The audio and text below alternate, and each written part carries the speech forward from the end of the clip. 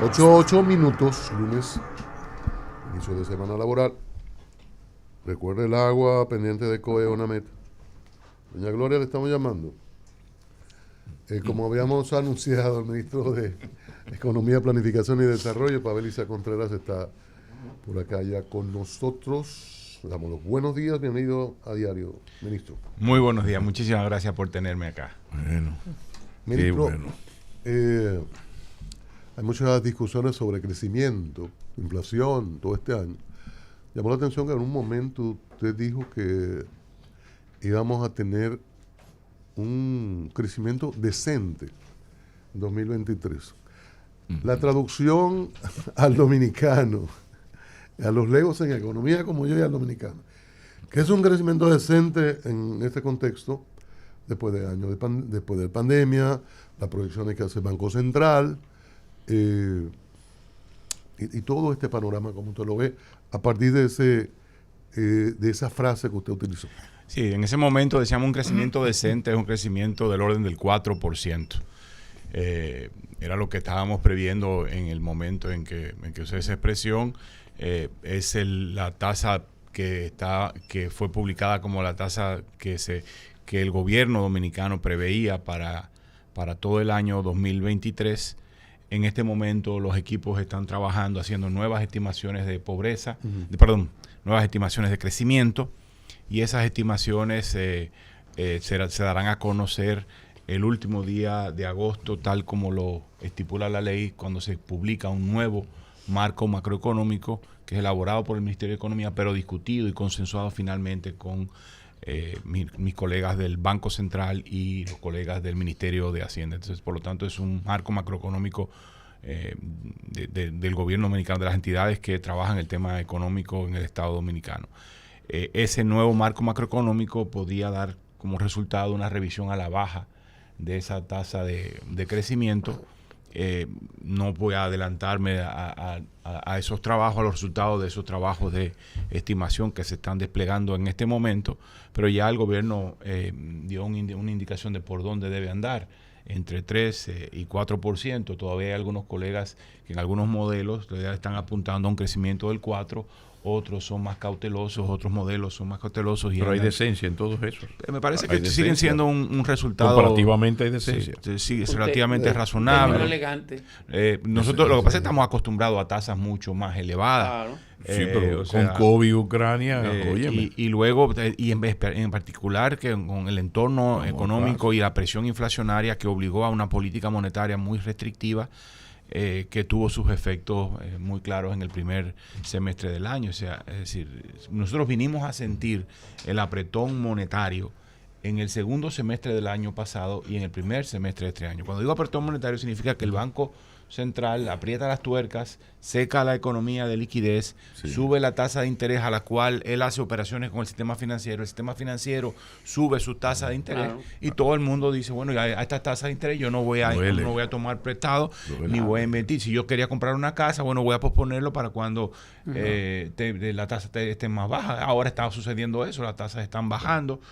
Todavía estamos en ese proceso, de tal manera que aunque el primer semestre fue un primer semestre, como era previsible, de bajo crecimiento, aunque debo decir que más bajo de lo que pensábamos que iba a ser, pero vamos a tener un segundo semestre de mucho mayor crecimiento que va a compensar y va a subir el crecimiento, y vamos a seguir, te repito, como ya dijo el gobierno, entre 3 y 4%, algunos estaremos soplando para que esté más cerca del 4%. Veremos cómo resulta. Dentro de esas variables que tú planteas de crecimiento, tiene que ver mucho la inversión. La inversión de ustedes. La inversión. No, perdóname la pregunta. O sea, ¿cuál ha sido el parámetro para una inversión tan baja en los primeros 2 años? ¿Y cómo ha ido creciendo en el tercer año? ¿Fue un tema de aprendizaje? Vamos por parte. Primero, la inversión total en la economía ha estado en unos niveles estratosféricos. La inversión total de la economía, como porcentaje del PIB, lo que llamamos los economistas, toda la inversión, lo que llamamos los economistas la formación bruta de capital fijo, que es todo el aumento en el stock de capital de la economía, público y privado. Ahí está el elemento privado. Ambos. Claro. Antes, digamos, en el periodo, si tú calculas 2010, 2019, en promedio fue de 25%. O sea que el 25% de todo el PIB, del Producto Interno Bruto, era explicado por inversión. En 2021... Pero no llegamos al 3% ahora. En 2021 y 2022 subió hasta el 35%. O sea, hemos visto un coeficiente de inversión, o sea, una participación de la inversión en el Producto Interno Bruto tremendamente alta. O sea, lo que ha empujado el crecimiento, lo que empujó la recuperación económica en 2021 y el muy buen crecimiento que tuvimos en 2022 fue la inversión. Ahora, ustedes preguntan sobre la inversión pública. La inversión pública el año pasado fue equivalente al 2.5% del PIB. Exactamente. Que eso es la inversión que ha sido más o menos, digamos, en el periodo prepandémico. 2015, 2019, estuvo en ese orden. En el año pasado fue dije 2.5, creo que terminó siendo en 2.6. Este año el presupuesto reformulado está apuntando a una inversión pública como porcentaje del PIB equivalente a 2.8%. O sea que estamos hablando de una inversión pública bastante buena. En este momento, más de la mitad, la inversión pública presupuestada anda por más de la mitad, por más de la mitad de lo que, bueno, como se presupuestó. Está a un muy buen ritmo. Los proyectos de inversión pública no es lo mismo inversión. A ver, hay dos conceptos que se usan: gasto de capital. Sí, claro. Y el otro, dentro del gasto de capital están los proyectos de inversión pública. No toda la inversión del gobierno se formula en un proyecto. O sea, los proyectos, la inversión pública se formula en un proyecto, que es la que, digamos, pasa por el Ministerio de Economía. El Ministerio de Economía dice, sí, está bien, este proyecto es bueno, o no, este proyecto es malo, hay que modificarlo. Ese es nuestro rol, especialmente en materia de inversión pública. Esos proyectos de inversión pública están por encima del 70% de ejecución de lo que fue el presupuesto formulado. Hay gastos de inversión que no se formulan en un proyecto porque, por ejemplo, te voy a poner un caso extremo. Si tú tienes que comprar pupitres, eso es una inversión, pero tú no tienes que formular un proyecto para eso. Entonces hay gastos de inversión que no se formulan y gastos que se formulan, que se elabora un proyecto. Esa es la diferencia. De todas maneras. Entonces son dos gastos que hay que destacar para no confundirnos.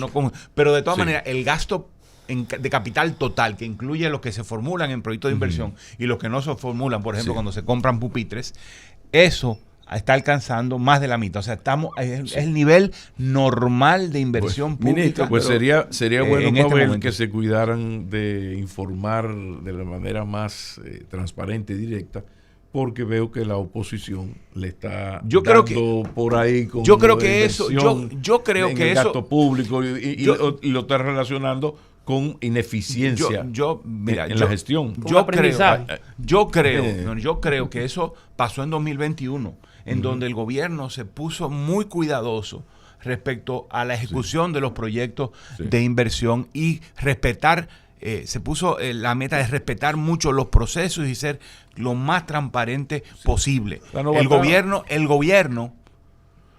leyó muy claramente por qué fue gobierno. Sí. Y fue gobierno porque la sociedad dominicana mandó un mensaje muy contundente. No queremos más corrupción, no queremos más falta de transparencia. Y se hizo un esfuerzo muy grande para alinear todo bien, para que todo fluyera de acuerdo a cómo lo dice la norma.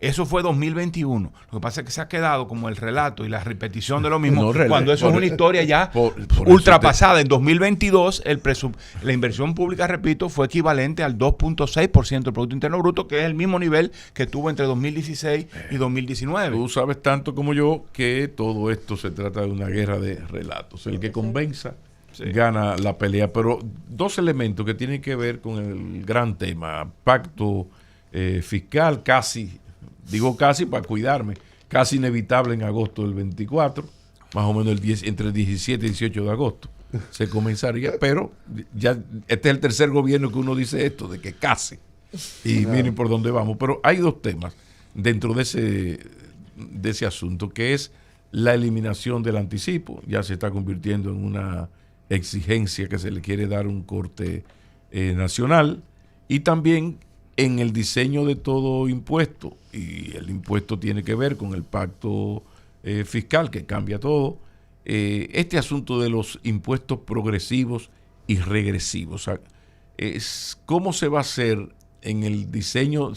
Porque si se va a hacer un pacto fiscal, necesitamos más dinero. Ahora, ese dinero, ¿a quién se lo vamos a arrancar? ¿A la clase media, fuente originaria del Club de los Pendejos, o a estas élites que le va demasiado bien y que bien podría tener algún tipo de solidaridad?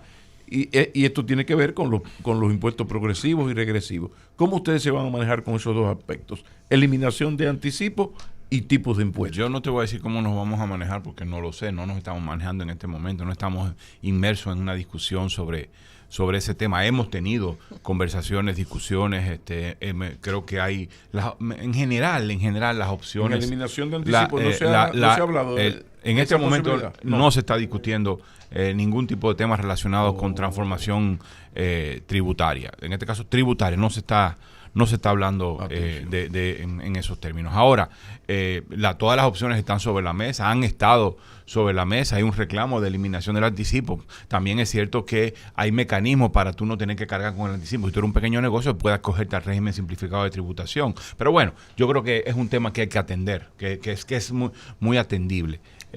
Habrá que verlo en su momento. Yo estoy convencido de dos cosas, digamos, lo que yo puedo decir en este momento. Uno, tenemos que elevar la presión tributaria, significa la cantidad de recursos que captura el gobierno como porcentaje de la economía. Sí vamos a poner al Estado en capacidad de cumplir con sus obligaciones fundamentales de desarrollo, protección del medio ambiente, seguridad pública, una inversión pública en infraestructura pública de mucho más elevada, un gasto en salud más razonable. Entonces sí, o sea, hay que elevar la capacidad financiera del Estado que pueda atender estos problemas. Uno. Y dos, debe moverse el sistema tributario hacia uno mucho más progresivo que el que tenemos. Explícanos qué quiere decir. Eso significa que pague más quien más puede y pague menos quien menos puede. Un ejemplo de impuesto progresivo un impuesto sobre la renta. El impuesto sobre la renta es un impuesto progresivo, es decir,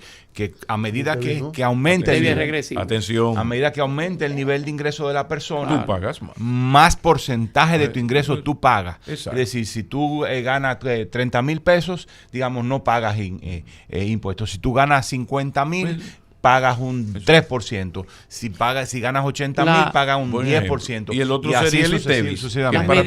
Entonces, los impuestos regresivos son los que proporcionalmente al consumo y al ingreso de la persona es más elevado. A medida que, digamos, un impuesto netamente regresivo es que mientras más pequeño es tu ingreso, más proporción de tu ingreso tú pagas en ese impuesto. Los impuestos sobre el consumo suelen ser, no todos, pero los impuestos sobre el consumo, los impuestos generalizados sobre el consumo, que no hay ningún tipo de excepción, suelen ser regresivos. Del consumo de bienes básicos. Es decir, si tú pones un impuesto al plátano, a todos los plátanos, ese impuesto va a ser regresivo porque la proporción del ingreso que un hogar pobre paga en la compra de plátanos es mayor que la de un hogar rico. Por lo tanto, el peso del impuesto en su ingreso va a ser mayor. Lo que nosotros creemos que debe ser es que debemos movernos hacia un sistema tributario distinto en el cual los más ricos paguen más. Ahora, hay un desafío de lograr un sistema tributario progresivo. Y el desafío es que es difícil cobrarle a los más ricos porque tienen muchos mecanismos para esconder, para movilizar riqueza, es mucho más complejo. Entonces tienes que tener una gestión una gestión tributaria mucho más fuerte, mucho más sofisticada, cada vez más sofisticada. Es más fácil darle a la clase media. Incluso para los países ricos es tremendamente difícil. Para los países de la OCDE, la Organización para la Cooperación y el Desarrollo Económico, que es el club de países ricos, más 2 o 3 pobres que le adornan, ese club está en una batalla, ha estado en una batalla en los últimos 15 años para lograr morder a los más ricos, pero estos más ricos logran mover su riqueza de una manera que hay veces que ni siquiera pueden imputar un ingreso de una corporación a un país en específico. Y le dicen, ¿sabes cómo le dicen a eso? El ingreso oceánico.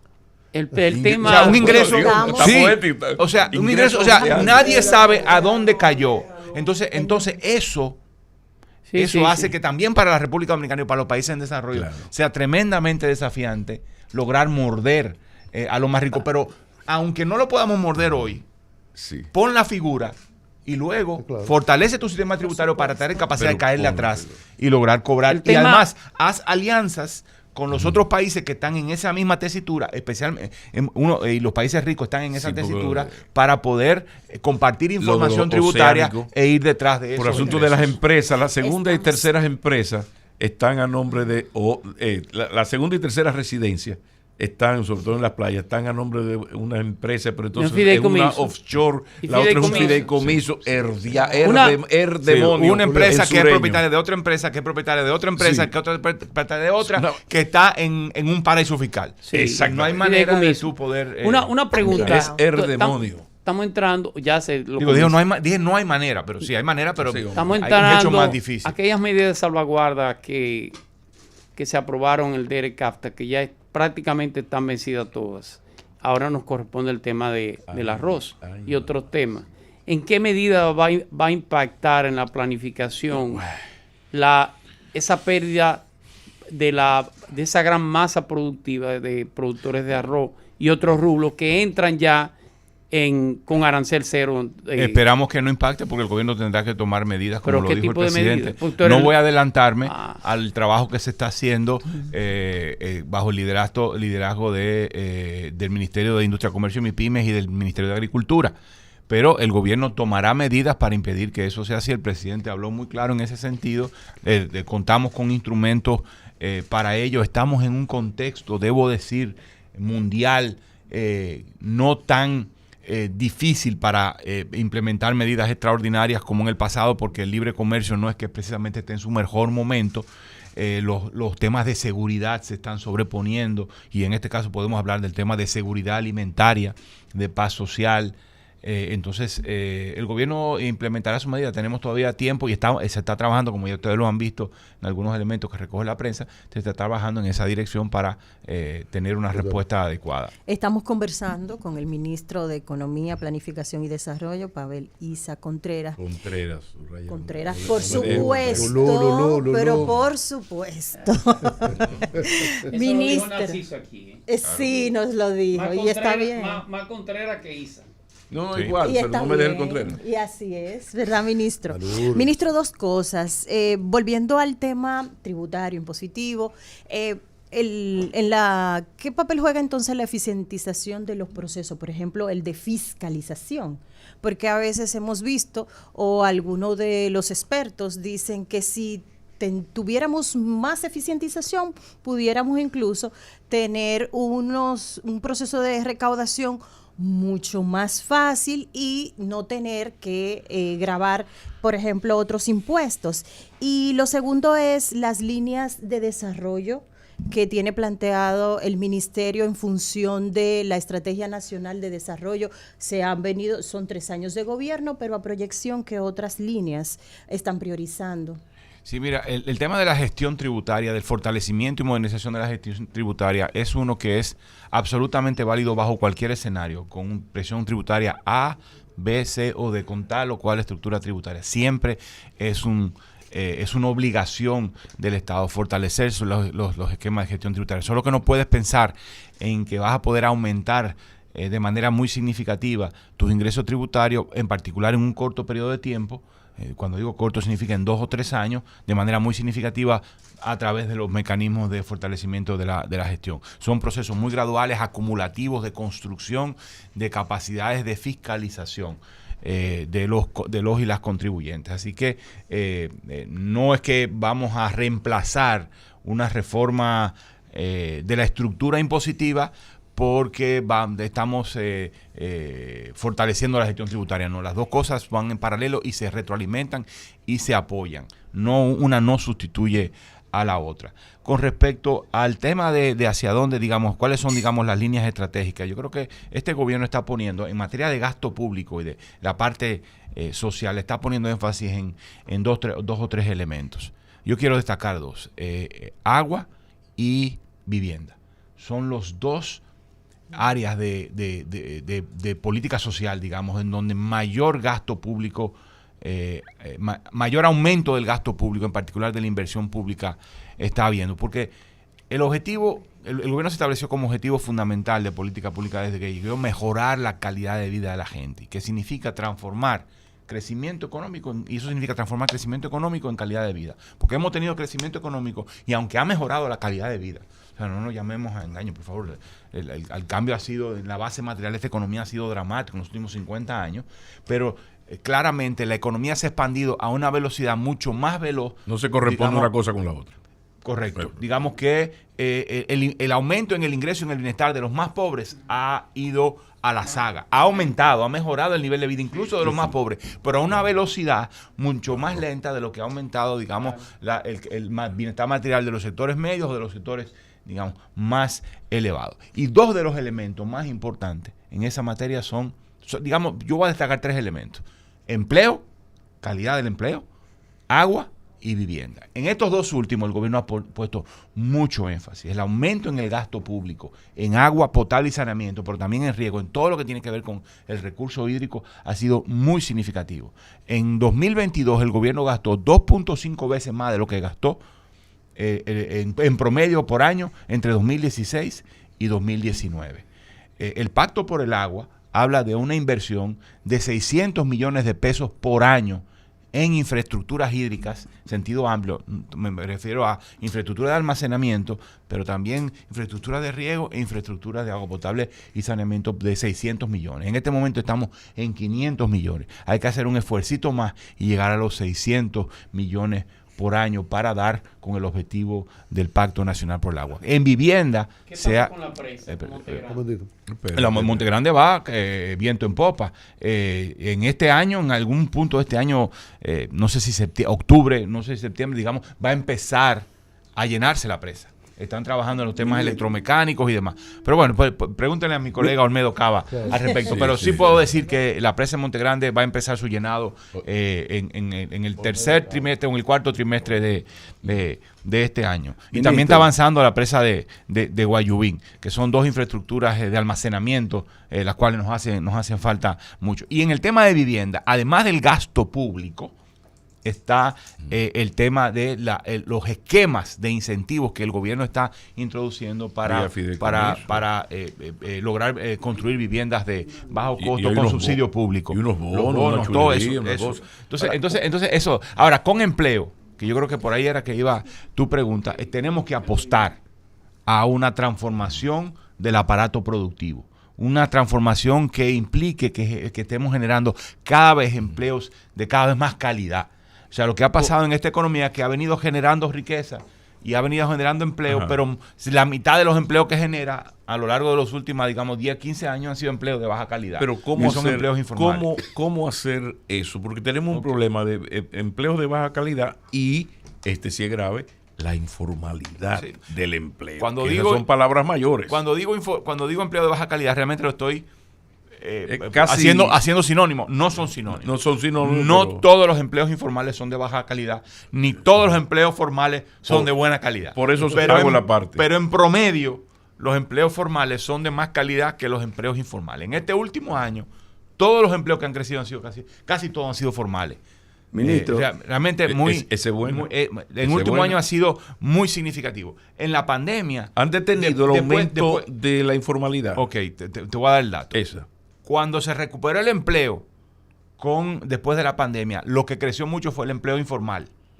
Y es normal, porque es el empleo que se crea más fácil, más barato. Sí.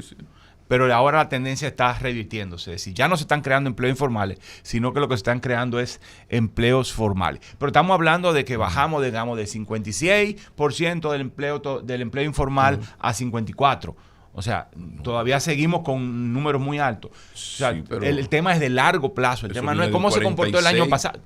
Es importante darle seguimiento y qué bueno que el año pasado todos los empleos que se crearon fueron formales. O sea, cuando digo del año pasado significa, digamos, de los últimos 4 trimestres, para cuando hay, cuando hay datos. Pero el punto es cómo hacemos que sea una tendencia continua y de largo plazo. Y voy a dar 3 o 4 elementos. Sí. Uno, tenemos que transformar la agricultura, hacer una agricultura más moderna, más tecnificada, incluyendo tecnificación de riego. Tenemos que movernos hacia una zona franca de mayor valor agregado, es decir, escalar en la cadena de valor, no quedarnos en el ensamblaje. Hemos avanzado en ese sentido, pero ha sido un avance autónomo. Tenemos que hacer que la política pública acelere ese paso, apuntar hacia elementos de valor agregado más elevados, y eso significa fortalecer las habilidades humanas, la educación. Ahí es que está, digamos, un aspecto fundamental. Correcto, por ejemplo. Y también los liceos técnicos, ya. Bueno, entonces luego está el tema de la industria local.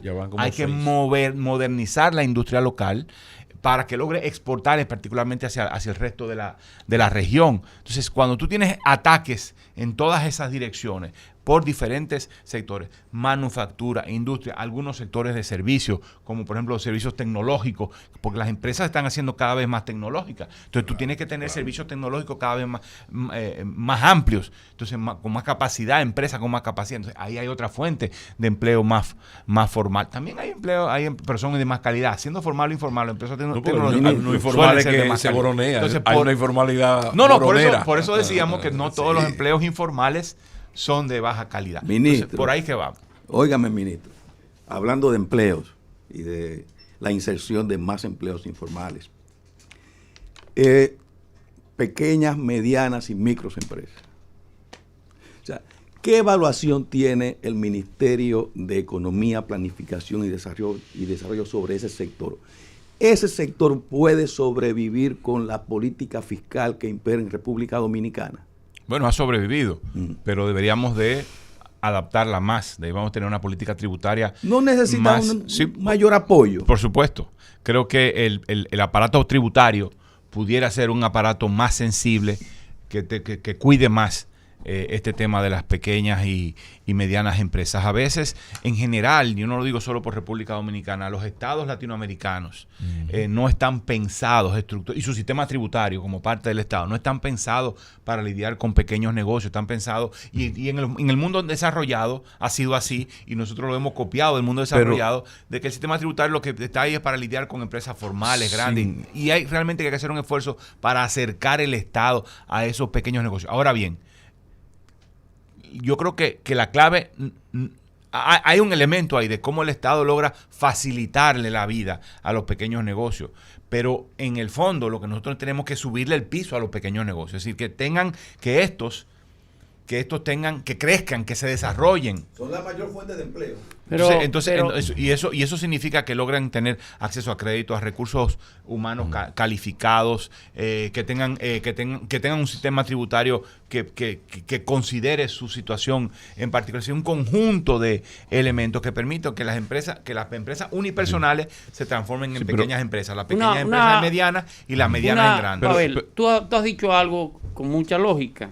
Si hemos venido creciendo en los últimos 60 años, innegablemente, independientemente de todos los procesos que han pasado, pero también hemos migrado de la economía agrícola a una economía de servicio, fundamentalmente. Ha pasado en todo el mundo. Correcto, pero ¿qué pasa? Y es la parte que te pregunto por el tema de la planificación.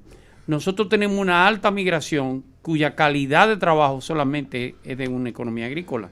En la medida que disminuyamos ese sector de la economía agrícola, ¿qué va a pasar con esa alta migración que tenemos? No solamente haitiana, sino inclusive de dominicanos que viven en el campo. ¿Cuál es la visión que se tiene de futuro? Que no puede insertarse esa clase en los modelos de producción de turismo, los modelos de producción de servicios. Yo creo que tenemos que hacernos a la idea claramente de que la agricultura no va a ser, no lo es ni va a ser una fuente de generación de empleos masivos. Por el contrario, lo que tenemos que apostar es por una tecnificación de la agricultura, que al final termina ahorrando trabajo. Para poder ser competitivo. Sí, pero también quitando empleo. Entonces lo que pasa es que ahora lo que tenemos que ver es dos cosas. Uno, que en el sector, en las áreas rurales, ya el empleo no es agrícola solamente. Si mal no recuerdo, de cada 10 empleos en las zonas rurales, solo 4 son agrícolas. Atención. El resto son empleos no agrícolas. Si estamos hablando de una economía rural, Se volteó la cosa. es una economía rural mucho más diversificada. ¿Qué cosas hacen? Servicios, comercio, incluso manufactura, transformación de los productos agrícolas en algún nivel de procesamiento, en ese caso de servicios, ¿no? Sí. Servicios de transporte, es decir, hay un montón de servicios que ya que están absorbiendo fuerza de trabajo. Entonces, cuando nos aproximemos a la economía rural, tenemos que aproximarnos a esa diversidad, no solo a la agricultura, y saber que la agricultura lo que tenemos que hacer es tecnificarla, es producir más con menos, producir más con menos tierra y con menos gente. Y tenemos que hacer que el resto de la economía, rural y no rural, esté en capacidad de absorber toda la fuerza de trabajo que precisamente vaya saliendo de la agricultura. Pero eso no significa abandonar la agricultura, por el contrario, significa fortalecer la agricultura, que genere más ingresos para esas personas que se quedan, que genere más ingresos porque esas personas tengan más habilidades. Pero esa seguridad alimentaria de que hablamos, como dice Ramón Alburquerque, es realmente un lujo para... No, el Estado dominicano. Es una obligación lograr tener la capacidad de producir cada vez más alimentos, de que y tener una agricultura cada vez más ágil. Cuando los precios internacionales suben, tener la capacidad de exportar. Sí, pero hay un asunto ministro, que el Estado tiene sus responsabilidades. ¿Dónde cae Guyana ahí? Bueno, hay algunos productos que la República Dominicana no tiene ninguna posibilidad de producir y que los utiliza mucho, como son el maíz y la soya y las grasas comestibles de origen vegetal. Entonces, lo que se ha planteado es la posibilidad de asegurar que con la participación del gobierno dominicano, no en dinero, pero sí en la medida en que ya puso un pie el Estado, nos va a tener capacidad para decidir cuándo un inversionista dominicano vaya a Guyana a producir para abastecer el mercado dominicano, cuáles van a ser los términos en los cuales ese productor va a abastecer el mercado. Es una posibilidad. Lo que hizo el gobierno fue poner un pie en Guyana, pero ahora hay que estructurar bien los contratos que garanticen que el flujo de grasas comestibles y de maíz especialmente para alimentar la industria avícola en la República Dominicana, y la industria avícola es la principal proveedora de proteína animal en este país. Entonces, para que esos contratos y esas formas de negocio logren hacerse de tal forma que los precios sean estables a largo plazo y no nos enfrentemos a los shocks alimentarios, que nos vimos enfrentados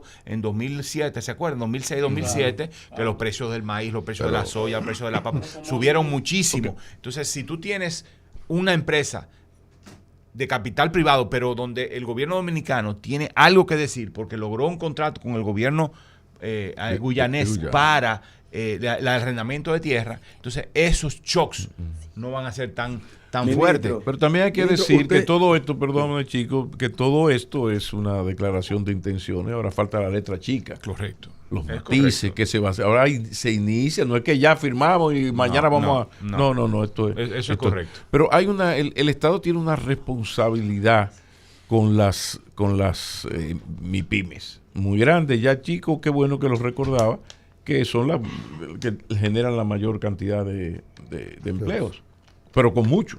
Entonces, se está pensando en hacer alguna reforma tributaria, no aumento de impuestos, sino arreglar el código tributario para facilitarle la vida, porque tenemos el problema de que producimos, lo acabas de decir, no hay una relación entre nuestro éxito en producción del PIB, de crecimiento del PIB, y la lucha contra la pobreza. ¿Cómo se haría eso en ese sentido? En este momento, yo insisto, no estamos discutiendo, el gobierno no está abocado a una discusión sobre el tema tributario, pero todas las opciones han venido siendo planteadas desde hace años. Pero hay una intención en el gobierno de mejorar las condiciones e incentivar, porque el Estado tiene un desafío pendiente que pido tu reflexión, y es este asunto que va a pasar con el arroz. Firmamos el DR-CAFTA, recibimos los beneficios del DR-CAFTA y nos dijeron, sí, pero miren, esto es bonito,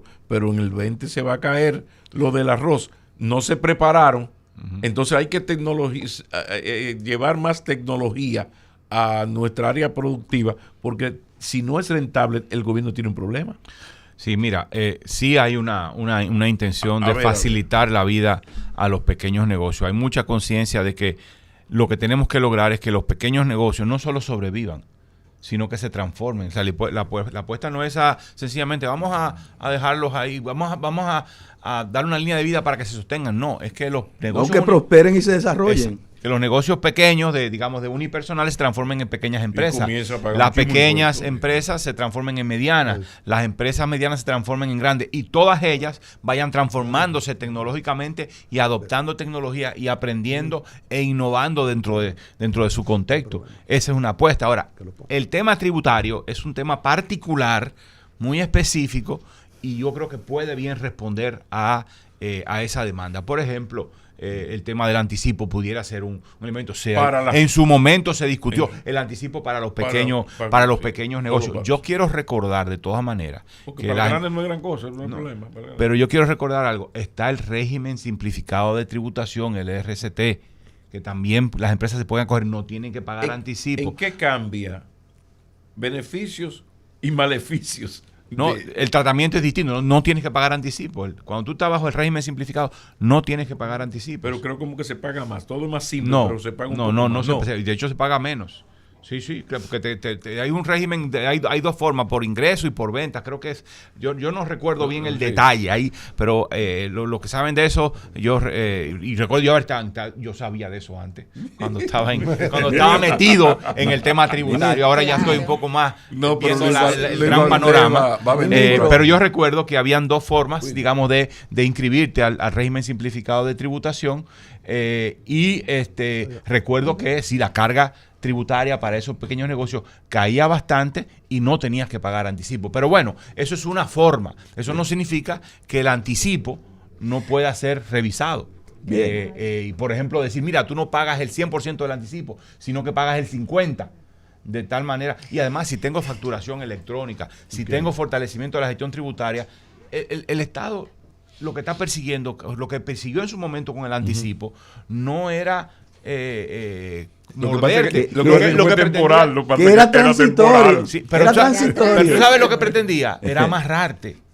Ahora, el amarre se puede dar con información. Eso es lo más, o sea, en el fondo era información, como si no te mordía, tú te ibas por ahí y no había forma de agarrarte. Ahora, si tú tienes el compromiso ya con tu RNC, con todo tu, ya y entonces ya tú vas a poder declarar. De la DGI lo tiene todo. Si ya estamos amarrados, ese es el tema. Si ya estamos amarrados, ¿verdad? Ministro, ya no hay que cobrarte. De oxígeno. No hay que cobrarte anticipadamente ni una tasa mayor a la que tú efectivamente estás, ya que los datos están, digamos, en tiempo real, lo estamos teniendo en tiempo real y ya es diferente. Sería diferente cuando eso pasa. Entonces, yo creo que las opciones están abiertas. Ministro, usted habló hace un momentito del Pacto del Agua.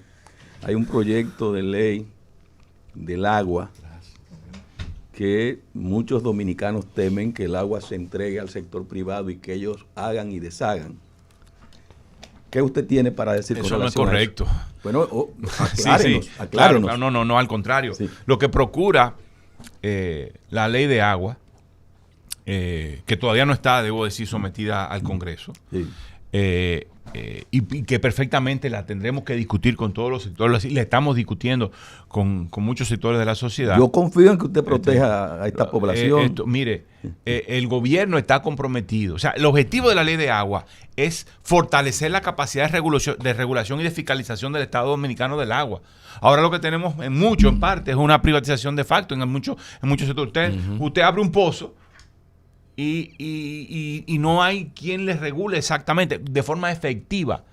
Entonces lo que tenemos es un régimen en donde, por la falta de fortaleza del Estado de regulación, la gente sencillamente captura agua de donde pueda, como pueda, con un débil régimen de supervisión, de fiscalización y de control. Incluso el propio Estado, las propias entidades públicas del Estado, pueden hacer tomas de agua. Las prestadoras de servicios de agua potable y saneamiento pueden poner una toma en un río y sin que alguien le diga, no, pero espérese, ahí no puede ser, no, usted tiene que someterse a esto y tiene que comprometerse con esa zona donde usted está tomando el agua, tiene que comprometerse a esto y a esto y a esto. No hay una autoridad que le diga eso. No significa con esto que no quiero decir con esto No, que ellos estén haciendo las cosas necesariamente mal. Claro.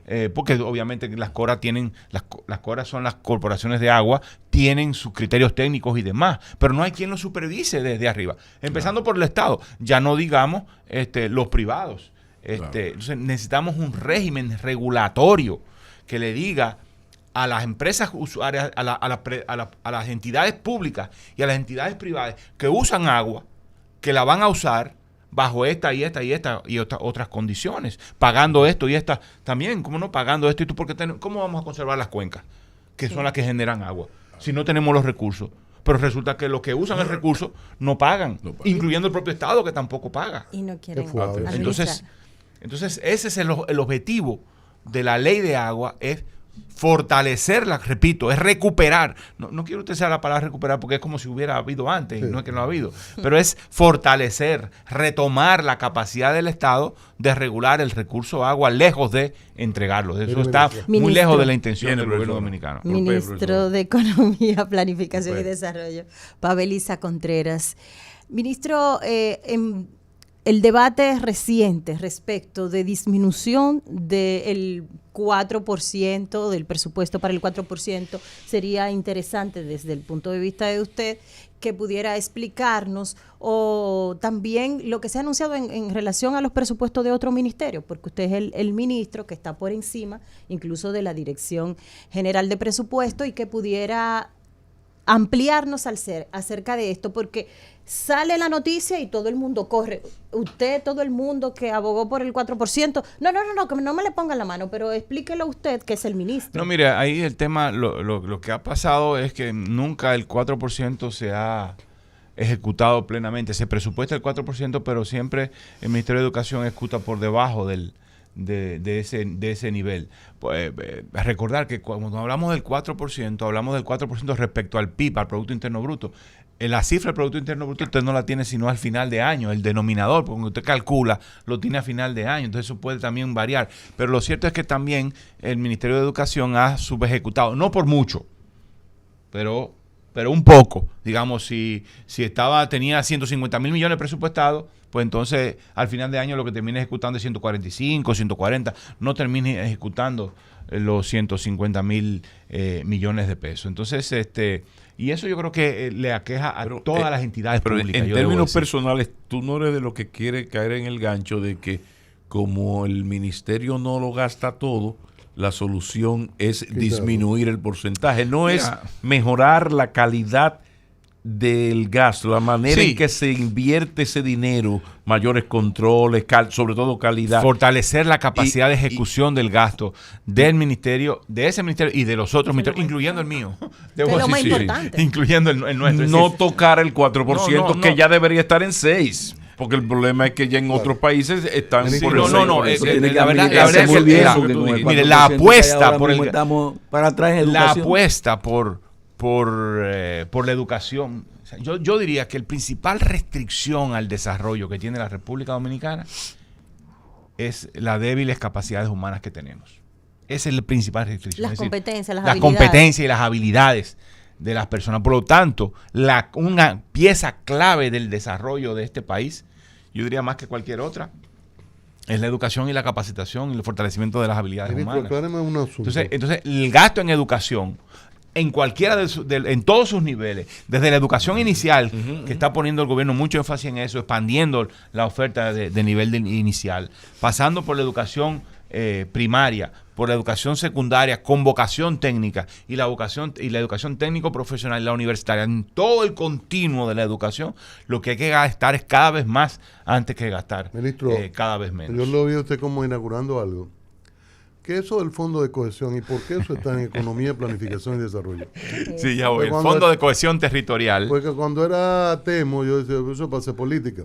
No. El Fondo de Cohesión Territorial es un fondo mandado por la Ley de la Estrategia Nacional de Desarrollo, que te dice, la ley dice, el gobierno dominicano debe crear un fondo de cohesión territorial que permita financiar iniciativas de desarrollo y de bienestar en los territorios más pobres del país, de tal manera que logremos cohesionar el país. ¿Qué significa cohesionar? Significa que los que están más atrás avancen más rápidamente que los que están más adelante y logremos estar más cerca. Cuando hablamos de cohesión, significa que estemos uno más cerca del otro, que no estemos divergiendo, que no estemos fragmentando el país, que Bánica no sea un país y el polígono central del Distrito Nacional sea otro país, que sean dos países totalmente diferentes. ¿Qué hace eso en ese ministerio? Bueno, fue la Ley de Estrategia Nacional de Desarrollo, así lo decidió. Dijo, el Ministerio de Economía debe manejar un fondo que vaya dirigido a financiar iniciativas de este tipo. En 2010, eso fue en 2000, la Estrategia Nacional de Desarrollo fue en 2012, ¿no? Sí. La ley 1-12, ¿no? Exacto. Entonces, 7 años después, en 2019, se aprobó un decreto que le da forma al Fondo de Cohesión Territorial y le dice, lo va a manejar el Ministerio de Economía y lo va a manejar bajo con estos parámetros. Y lo que nosotros hemos hecho es sencillamente, ese fondo nunca arrancó, nunca se activó. No se implementó. Poderes para, por ejemplo, una cosa... Entonces, ¿qué es lo que nosotros hacemos con el fondo? En este momento es una cartera de 500 millones de pesos en total. Está barato.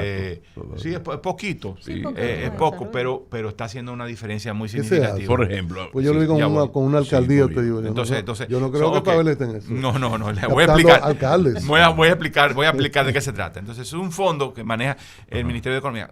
500 millones en la cartera completa, que ya lleva varios años. Significa que son 150, 180 millones por año. Más o menos. Pero la cartera total son de 500 millones. Sí, es poquito. Pero mira, pero para Bánica, o para Cristóbal, o para Mena, o para Paradero, ¿Qué cosa 10 hacen? millones de pesos transforman. Pero ¿qué hacemos? ¿Qué hacemos? ¿Y quién lo determina? Vamos por ejemplo. El ministerio, el equipo técnico del ministerio, hay un listado preseleccionado por unos criterios de cuáles son los municipios que son elegibles y distritos municipales, que son los municipios y distritos con mayores niveles de pobreza. Okay. Entonces te dicen que estos son los municipios elegibles y los distritos municipales. Usted se le tira. Ahora nosotros no le tiramos, como tú dijiste. Exactamente. Le caemos y entonces con ellos preparamos, identificamos los problemas a resolver, identificamos con ellos son los que identifican, nosotros le damos la herramienta técnica para hacerlo, pero son ellos, identifican cuáles podrían ser las obras prioritarias, ellos mismos dicen, dentro de esas obras, ¿cuáles son las primeras 3 que habría que hacer? De hecho, hay un viceministerio que se encarga de eso, ministro, ¿no? Déjame terminar. Y luego, ellos elaboran el proyecto, el documento de proyecto. Para el año que viene, a 1.000 José millones. Francisco Peña Gómez, en la provincia de Pedernales, elabora su proyecto de inversión pública, igual que lo hace INAPA, igual que lo hace el Ministerio de Obras Públicas. Lo somete al Ministerio de Economía. El Ministerio de Economía lo sanciona y dice, sí, este es un proyecto rentable socialmente, 5 millones de pesos para una obra hídrica en ese municipio, para ponerte un ejemplo. Y entonces el ministerio le transfiere al municipio y el municipio construye la obra, levanta el proceso en el portal transaccional. Oye eso, los 50 municipios más pobres del país están elaborando proyectos que son acogidos por el Sistema Nacional de Inversión Pública. Eso no lo hace el distrito, tampoco lo hace Santiago. Lo hacen los 50 municipios más pobres del país. Están sometiendo proyectos al Sistema Nacional de Inversión Pública, al SNIP, el famoso SNIP. Y ellos hacen su proceso, ellos son los que identifican las prioridades, elaboran su proyecto, ellos someten al sistema, hacen un acuerdo con el ministerio, llevan al portal transaccional con la Dirección de Compras Públicas, hacen su contratación, hacen su supervisión. Nosotros también supervisamos lo que ellos hacen. Y entonces eso es lo que resulta en las obras que tú estás viendo. Lo vamos a subir a 2.000 millones. Lo vamos a subir a 2.000 millones. No. A 2.000 millones, Rijo. Y personal. Atención, Rijo. 2.000 millones. Anótalo, Rijo. Ministro, es personal. Permítame. ¿Cómo usted ha tenido esa experiencia de ser ministro por vez primera en un ministerio tan importante como el de planificación, economía, planificación y desarrollo? Y si usted no ha tenido como hijo de el radical de izquierda, Narciso Isa Conde, algún tipo de confrontación por iniciativas que se han tomado desde ese ministerio, también, estando usted al frente? No olvide el tío no, Antonio también. Bueno, mira, está haciendo una experiencia sumamente enriquecedora, sumamente interesante. Poder hacer gestión pública era un paso, digamos, natural después de haber estado mucho tiempo en el análisis, en la investigación, en la academia, en la consultoría. otros. Entonces, ir a hacer gestión pública te da una visión nueva, diferente. Te das cuenta que muchas veces que la gestión pública es mucho más compleja de lo que a veces aterriza. Eso realmente es muy rico. Y no, mira, no ha habido ningún tipo de... Bueno, habrán cosas, habrán diferencias, pero son con mucho respeto y con mucho cariño. Y tampoco es que... Pero sí, pero es parte. Habían diferencias antes, hay diferencias ahora y habrán diferencias después. Entonces, y habrán coincidencias, habían coincidencias antes, hay coincidencias ahora y habrán coincidencias después. Y hay una sintonía total en lo ético, que es lo Gracias importante. al ministro Pavel Isa Contreras, ministro de Economía, Planificación y Desarrollo. Muchísimas gracias, ministro. A la orden, gracias a ¿Usted va ustedes. para la casa, ministro? Casa, la casa en la México. Exactamente. No se va a escapar, ministro. Ya ¿Usted es llegamos. la capital, ministro? ¿Usted es la capital, verdad? ¿De ahí de...? ¿Usted nació ahí en la Católica, en la Meriño? En la Sánchez, yo nací en la Sánchez, de hecho. ahí Pero en la zona Meriño, colonial, por sí. ahí. Que esa Sí, casa sí. siempre Usted hay conoce que la mover capital, algún cuadro. usted conoce dónde está la San Martín. Pero tú me dijiste que sí me iba para la casa ahora. Yo digo, la casa que está en la México. Correcto. En las oficinas gubernamentales. Correcto. Sí. Pero usted sabe Hasta dónde las está 8 de la noche. Usted sabe dónde está la San Martín, ¿verdad? Sí, claro. Y la Máximo Gómez. Por supuesto. Y usted es un hombre práctico, que hace cosas en el ministerio y en la casa también. Bueno. Y hay siempre cosas que arreglar, que construir, que reconstruir. Pero cuando usted tenga esa situación, Sí. usted va a la San Martín, que hace esquina Máximo Gómez a la derecha, 183. Usted va a un letrero grande que dice materiales industriales. ¿Ya? Esa es la ferretería más completa. Si le dice que lo enviamos desde acá, Ese aún cuadro con está todo Me el brindan, ministro, me brindan un cafecito. no hay un % de reducción importante. Aunque usted, ministro, Porque los ministros todo es tienen en que la pagar. México. Él se Ustedes cree le que la van a casa dar de él es 100%. la México. Así que Ese cuadro está doblado hace 6 meses. Repite el nombre. materiales industriales. Ya San Martín sí. 183, casi esquina Materiales. Máximo. Entonces, Continúa.